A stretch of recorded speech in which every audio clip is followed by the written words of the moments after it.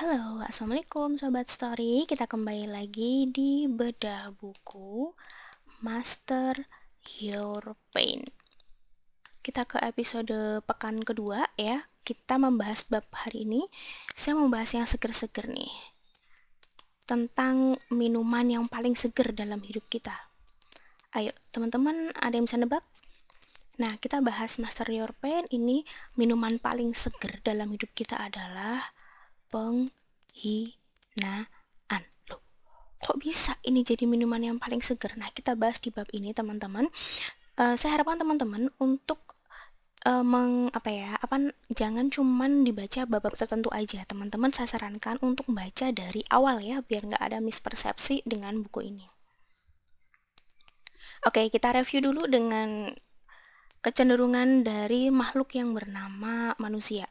Manusia itu nih, pernah teman-teman dapat cerita gini, ketika udah kerja pengennya usaha nih, ya manusia itu ketika udah kerja pengennya usaha, ketika usaha pengennya kerja, ya sejatinya manusia itu pengennya kayak gini loh, pengennya tuh hidupnya nyaman, entah itu nyamannya pakai apa, manusia tuh pengennya nyaman, kemudian pengennya hidupnya tenang, ya enggak, kemudian pengen hidupnya damai.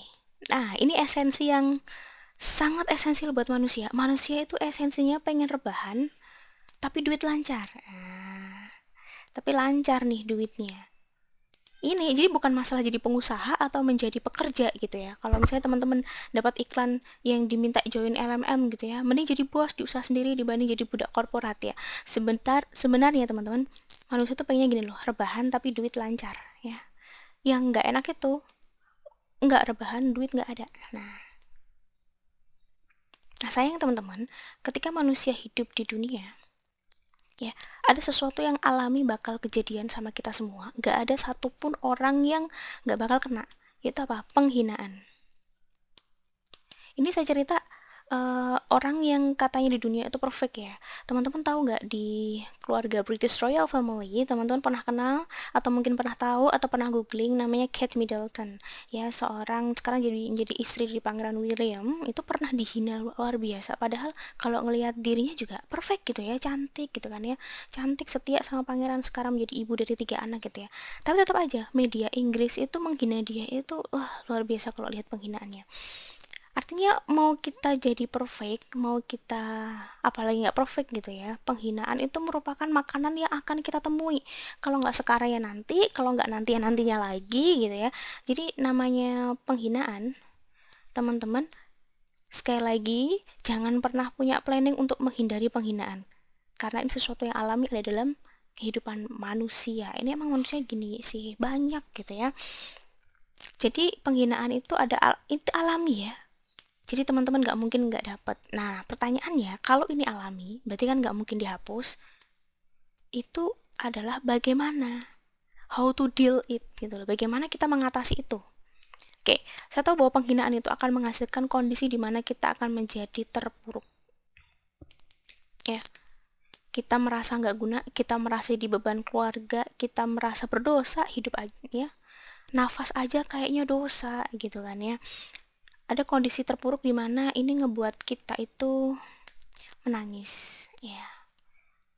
Ini nggak cowok nggak cewek ya, ketika dia terpuruk, ketika dia titik bawah gitu ya, menangis itu respon alami manusia ya. Kemudian nggak nafsu makan atau malah tambah makan ya, nggak nafsu atau malah naik ya untuk makan. Ketika terpuruk ini, ketika manusia di zaman sosial media adalah curhat di sosial media.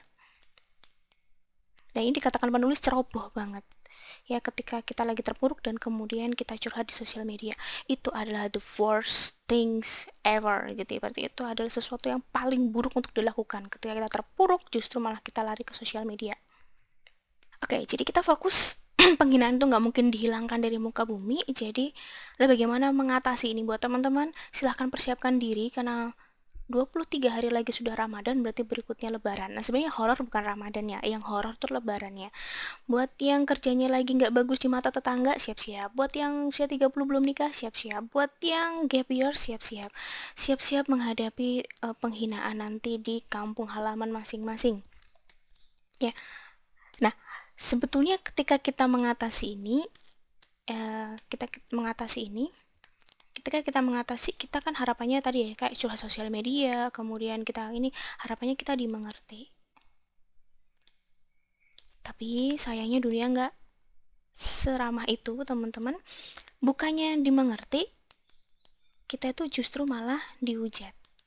Ya, ya kan mending nih, biasanya sama kaum mendang mending nih, ya kan mending kamu cuman kayak gitu aja, bandingin dengan aku dulu, nah itu kan mending ini kan, udah bagus gini, nah ini ya, yang ada malah dihujat ya, dihina-dina ini, bukannya dibantu tapi malah dihujat.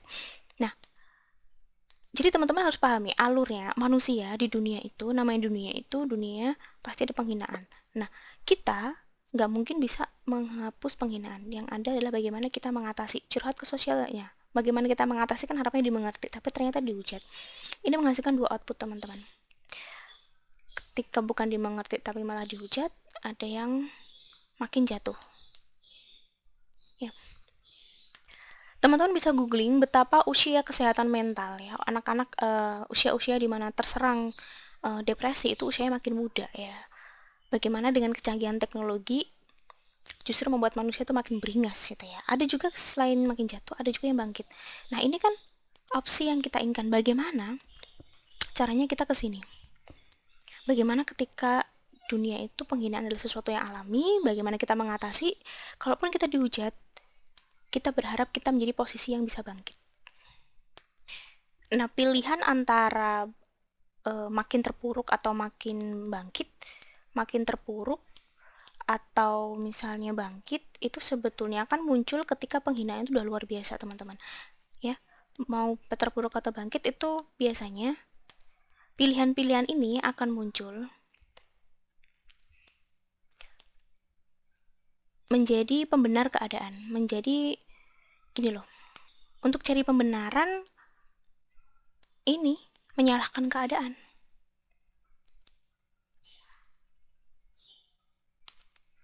Karena apa? Namanya penghinaan itu memang itu tajam banget. Ya, dia sangat tajam, bisa membuat hidup seseorang itu memang porak-poranda. Nah, bagaimana agar kita bangkit? Kita kan pilihannya ke sini ya. Kita nggak pengen menjadi orang yang justru makin terpuruk, kita kan nggak pengen. Kita pengennya bagaimana kita bangkit ke sini. Kita membutuhkan sesuatu yang bernama self-dignity. Ya, kalau kita ambil dari bahasanya ya, self-dignity itu adalah, dia itu adalah nilai penghargaan, ya, sesuatu yang berkaitan dengan martabat manusia. Intinya berarti kita kalau sebelum kita bangkit, kita harus menilai diri kita sendiri dengan baik, menghargai diri kita sendiri, dan meyakini bahwa diri kita adalah manusia sebagai manusia yang lain, kita punya martabat. Nah, kalau kita udah punya yang namanya self dignity tadi, kalau kita udah punya self dignity tadi, kita itu bisa menyelami penghinaan.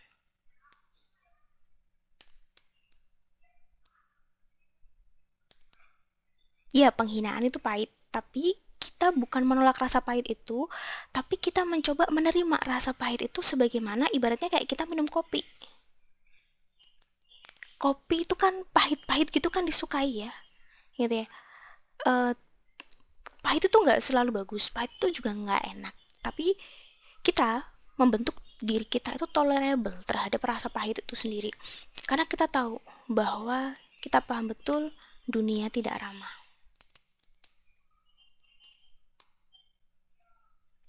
Oke, kemudian berikutnya bagaimana agar penghinaan yang pahit ini,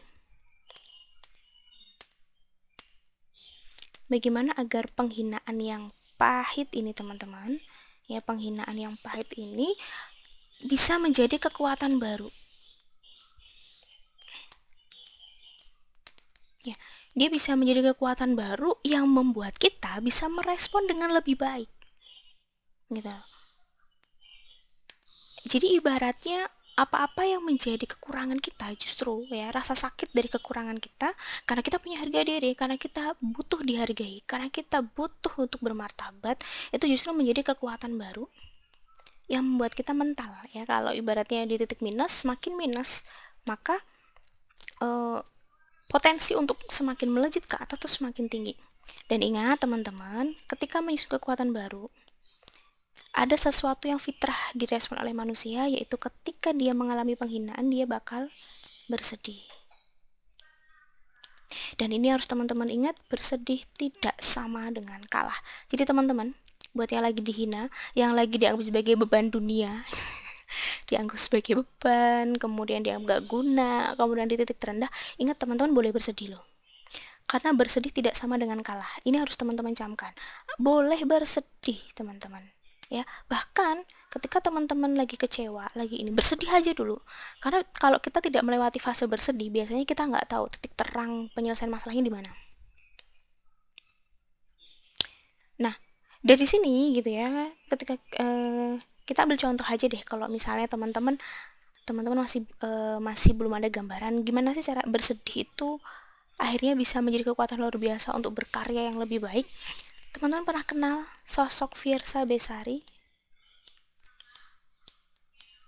Lagu yang melejit di awal-awal, Fiersa itu ibaratnya lagu dia terkenal karena lagu-lagunya. Bahkan saya dulu awalnya nggak kenal Fiersa Besari, tapi saya tahu lagu-lagunya di cover dengan begitu banyak sehingga akhirnya saya tahu, oh dia toh penyanyi aslinya. Fiersa Besari menghasilkan karya-karya luar biasa yang menjadi juara kedua, kemudian waktu yang salah gitu kan, itu kan melambangkan rasa sakit yang dia rasakan, memang ditinggal nikah gitu ya, patah hati gitu kan, kerjaan lagi nggak beres, tapi di situ ada karya-karya luar biasa. Apakah Fiersa Besari pada saat membentuk karya-karya itu dalam kondisi hati yang happy dan baik-baik saja? No, big no, dia lagi sakit-sakitnya di situ, karena dia merasa bahwa rasa sakit yang dia rasapi, dia alami itu lebih berguna dibanding dia mendengarkan nasihat-nasihat yang kosong dan berulang kali. Oke. Jadi cara menyelami penghinaan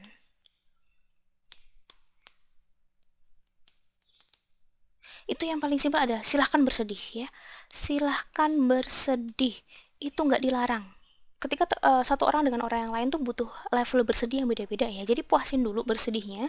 Kemudian setelah kamu puas bersedih, puas kamu nangis, puas kamu meratap gitu ya, saatnya move on. Cepat move on, dan memang kamu rela diinjak hanya karena tidak baik. Rela nggak? Rela nggak diinjak-injak nih?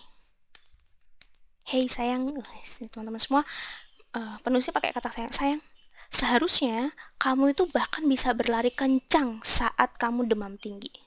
Jadi setelah kamu puas-puasin bersedih, berikutnya adalah bangkit. Ya, emang kamu rela? Gunakan tadi dignity ya, rasa pengen dihargai, kemudian kamu berharga, kamu bermartabat, yang kamu punya nilai gitu ya. Dan ingat, jangankan kamu lagi baik-baik aja, ketika kamu lagi demam itu, kamu tuh punya kemampuan, kamu bisa berlari kencang. Pada titik kamu bisa bangkit tadi, kamu move gitu ya, kamu karena nggak rela diinjek ya, saat itulah rasa sakit itu seperti teman. Ya, setelah kemudian kamu menjadikan rasa sakit itu teman, berikutnya kamu bisa menjadikan Tuhan sebagai sandaran, Allah sebagai satu-satunya sandaran, kamu benar-benar bertakwa di situ. Disitulah kamu akan melihat dunia pada saat itu memberi apresiasi ketundukan kamu atas bisa melewati rasa sakit itu dengan luar biasa. Dan memang pada saat kamu masih merasa sakit, pada fase bersedih, kamu nggak akan tahu apresiasi-apresiasi itu gitu loh. Dan teman-teman coba perhatikan. Ini salah satunya kalau yang pemilik buku ini ya, buku ini hadir ketika beliau merasa sakit-sakitnya gitu. Atau kita bisa lihat ulama ya, ketika menghasilkan buku-buku itu justru ketika mereka di penjara, ketika mereka difitnah gitu. Bahkan ilmuwan-ilmuwan Islam kan juga begitu. Bahkan tokoh-tokoh Islam ya, tokoh-tokoh Islam di era perjuangan Indonesia gitu ya, bisa menghasilkan karya luar biasa justru ketika mereka di penjara. Kenapa? Kuncinya adalah mereka menjadikan rasa sakit sebagai teman. Mereka bisa mengelola dengan baik, mereka bisa mengelola penghinaan dengan baik, dan menjadikan Allah sebagai sandaran. Ketika pada fase ini, kita tidak akan peduli namanya omongan orang. Kita udah bodoh amat, nonsen, itu hanya kumpulan tikus-tikus yang sedang berkerat dengan apa ya, dengan cepat gitu loh. Jadi itu hanya kumpulan-kumpulan binatang yang menggonggong tidak jelas gitu ya. Kamu akan pada fase ini, omongan orang itu tidak berguna sama sekali dan tidak ngefek sama kamu. Oke, nah ini saya tekankan sekali lagi di akhir bab ini bahwa bersedih itu tidak sama dengan tumbang. Jadi teman-teman jangan khawatir, teman-teman jangan takut bersedih, teman-teman jangan takut menangis gitu ya. Ingat bahwa bersama kesulitan itu pasti ada kemudahan ya.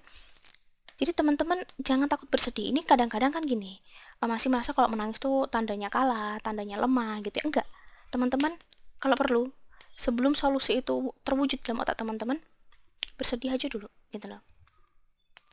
Oke, kalau misalnya di bab-bab sebelumnya kan ada perkataan bahwa inna ma'al usri yusra, bahwa sesungguhnya di balik kesulitan itu ada kemudahan. Teman-teman pada bab ini teman-teman harus level up ya. Bahkan teman-teman tidak perlu menunggu namanya kemudahan. Tidak perlu ditunggu itu kemudahan itu ya. Tidak perlu ditunggu itu kemudahan. Hanya karena teman-teman ingin mengatasi kesulitan. Kamu bisa kok melakukan bahkan di saat bersedih. Artinya jangan sampai kita pada fase menunggu ya, kita jangan sampai pada fase kita itu pasif, karena semakin pasif itu semakin sakit biasanya. Maka kita harus mencari action agar kita aktif. Ini gimana caranya segera selesai. Oke teman-teman, ini pembahasan pada bab ke-7 ya, bab ke-7 mengenai minuman segar, minuman yang paling segar dalam kehidupan bahkan ya, yaitu penghinaan. Oke teman-teman, see you di next bab ya. Jangan lupa teman-teman untuk menyaksikan bedah buku ini dari bab pertama supaya tidak ada miskomunikasi. Oke, sekian dulu. Wassalamualaikum warahmatullahi wabarakatuh.